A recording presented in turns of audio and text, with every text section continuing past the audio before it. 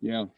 Good day today. I challenged them today. Today was important for us to, coming off of a bye, are we ready to continue that climb, or are we going to slide? And our team responded after a day off and had a good positive day. We did a lot of things today, from red zone to goal line to some field stuff and some first and second down. I'm putting them through a lot of situations, really trying to put a lot of stress on them, and they're responding. They're responding. It hasn't been great execution. I would say today was I would say 75% of it was really as good as it's been. But there's much more on their plate now. There's a lot more information that they're digesting, and I'm going to continue to stress that more and more, at least for these first couple of weeks, so that they can, we got to get a great feel of what they can handle, what they can do. And then, as you know, in 2 or 3 weeks from now, when we start getting ready for UCLA, we'll try to hone it back and do the things that we need to be done. But right now it was day 6. As you can imagine, we're still installing, we're still putting stuff in, and we're going to continue to do that at least for another 3 or 4 practices. All right, let's open up the questions with Sam Keeler from the Denver Post.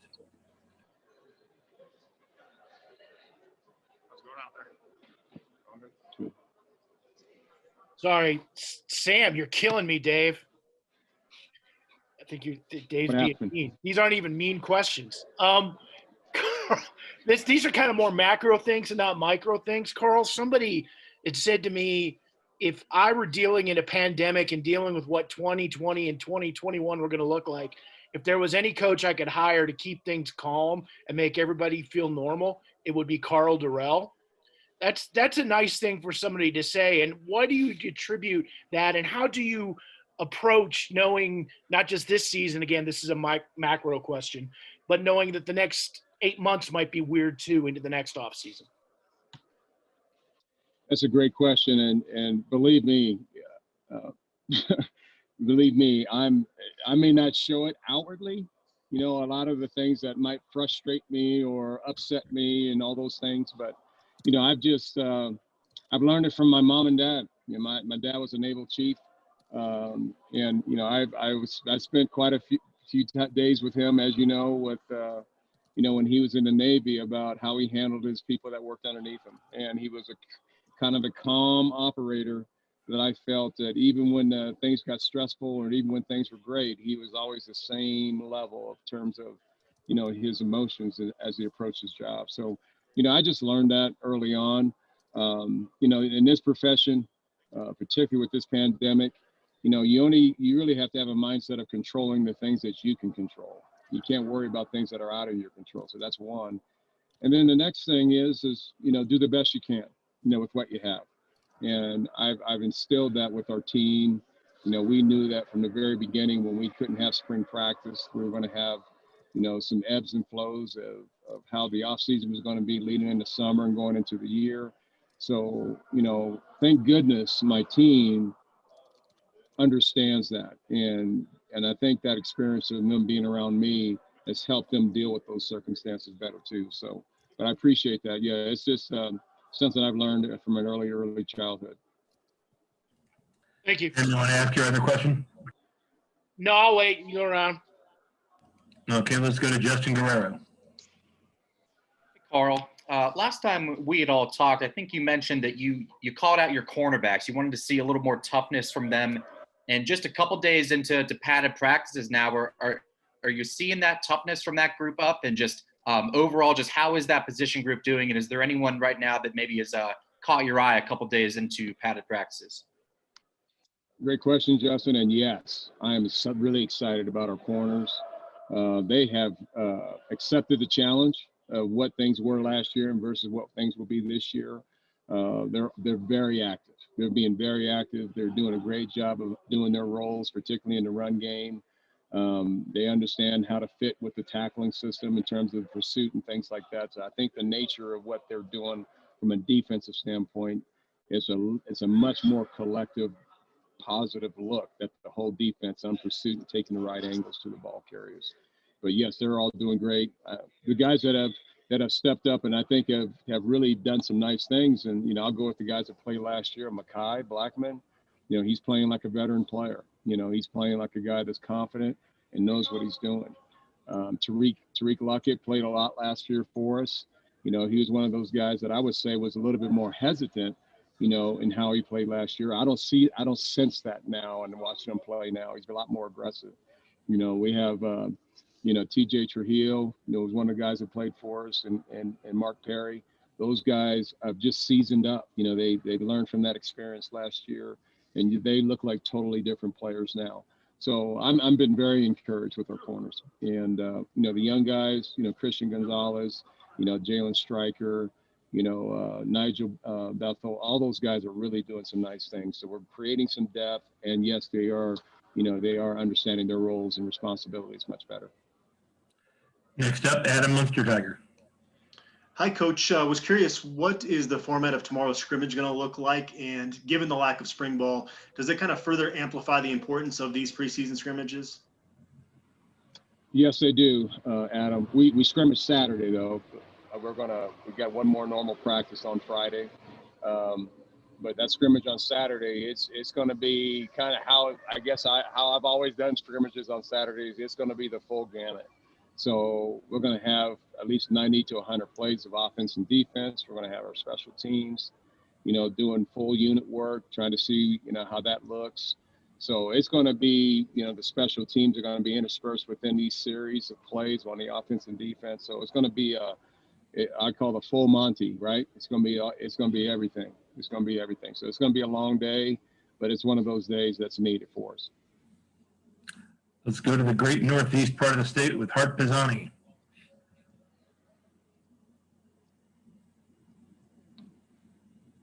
Hart, you there? Yeah, do you hear me? Yes, there you are.